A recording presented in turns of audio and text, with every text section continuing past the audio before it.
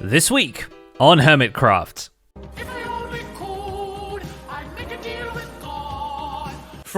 In return for 2 shulkers of wood, 2 shulkers pre-weathered oxidized copper. Oh, well, the thing is, he doesn't have the honeycomb trade. That is also Gemini trade. Yeah, that's actually, you have to go talk to Look Gemini at K this to get spider honeycomb. web of an economy you guys got. Welcome to the Hermitcraft recap. My name is PixelRiffs, our writer is LoyXP. Captions on this video were provided by Liara, and we're delighted that you all enjoyed and managed to follow last week's recap, because it only gets weirder from here, folks. You threw me off a cloud.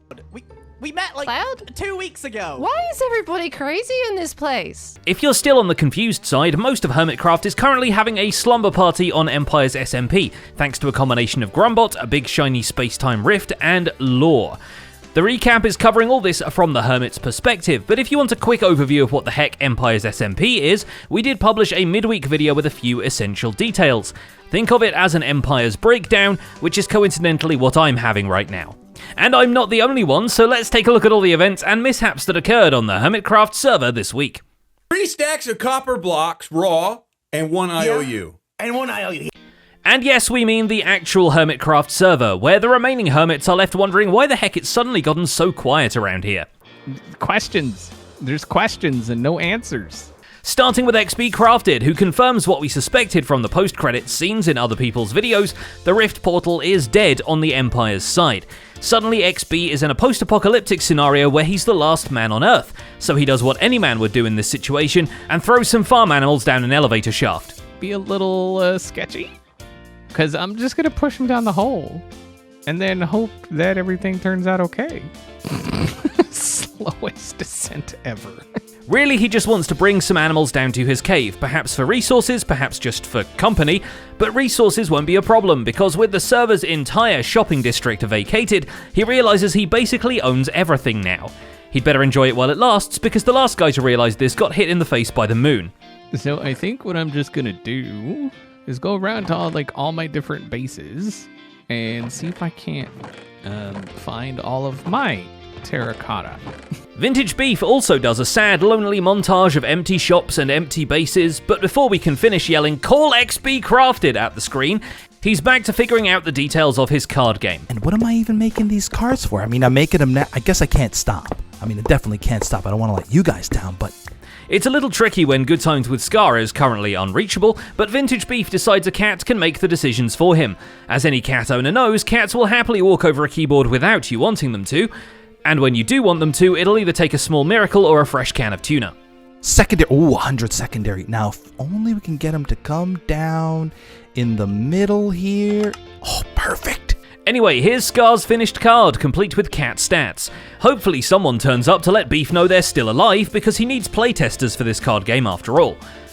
Meanwhile, on Empires, all attempts to re-establish the Rift and send the Hermitkind back have failed. Admittedly, their best try so far has been singing the portal back to life. Oh, she's a lovely Rift. She should turn back on. Please, Rift. What you doing? You silly Rifts. It didn't even take any of the chicken I just threw in. Which indicates that it's not hungry, like it was before. While waiting for the way home to recharge, the Hermits have started making a new life for themselves and some of the locals. As such, most of the group banded together on a hill across from it and founded their own Hermitcraft empire.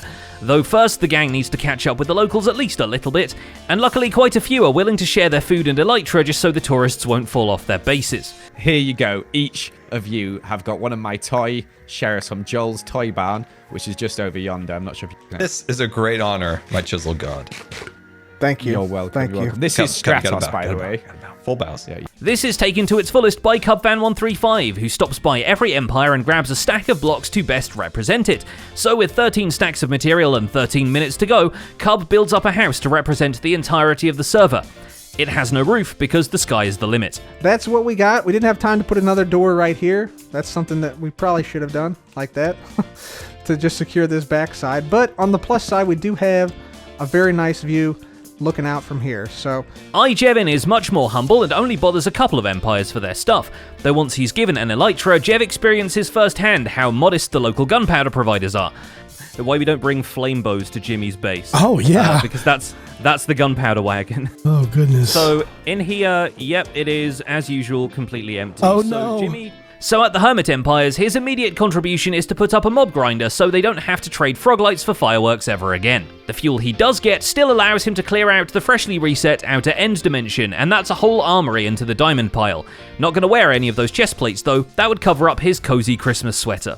Sword, bow, everything like that. So things are going pretty well. We're progressing pretty quickly. At first, Joe Hills isn't aware of the emerging Hermit Empire at all, but he does wake up in a water tower after last sleeping in a hotel in Chromia, so it's only natural that he's a little disoriented. Luckily, Cubfan turns up with a giant axe to help him get his bearings and some early game gear, and they only had to be ambushed by the Warden once. Uh-oh. I just got darkness effect. Uh-oh. I was crouching. Oh, run, Joe! Run! My face is a slightly friendlier sight, and Joe trades the copper he's been mining for a trident and some information, along with a tour of my copper aging machine, and on the way back he runs into Impulse, who lets him know the hill by the bridge is now claimed for hermit kind. Joe immediately shifts into community gear and sets up some storage barrels for early game blocks, which now have their own theme song. Blocks! They're really good. Blocks. Where'd you get them? They never Blocks. stop. They never stop. I'm going, you don't need me. Thanks, Ollie. You're way ahead of what I can produce. By this time, the Hermit Empire has grown a little, and Joe rigs up an auto-composter for the Iron Farm poppies. Because they have an iron farm now! Impulse SV was put in charge of obtaining some zombie villagers, curing them, and setting up a combination golem melter and villager breeder.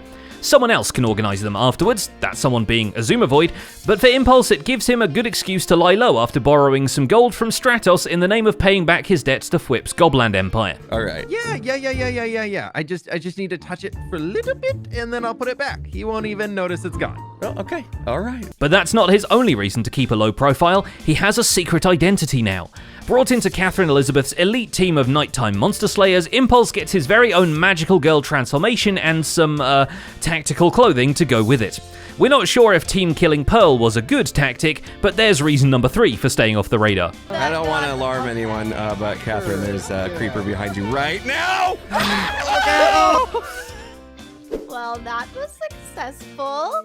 The Hermit Empire can also claim its first sabotage. Of all the things to prevent Azuma from making his sheep farm, this time it was a nether portal. In what may be Hermitcraft's first instance of telefragging, a rogue nether portal has opened inside their sheep pen, and all the animals promptly left to explore the red void of the nether hub. Yeah, I noticed passing by, and they're all in here. It's just funny. This is gonna go so bad because they're just gonna come back through again. Though you could argue X already has enough of a ship, thanks to Zombie Cleo. Last week we told you that the two of them joined Joey Graceffa's pirate fleet. What we did not tell you is that much more than their vessel, Cleo is harbouring a grudge against Joey for killing their fat parrot, Reginald. We've got to bring Reginald and these two over. So name them. well, this one is Reggie because he's a good boy. Oh, Reggie.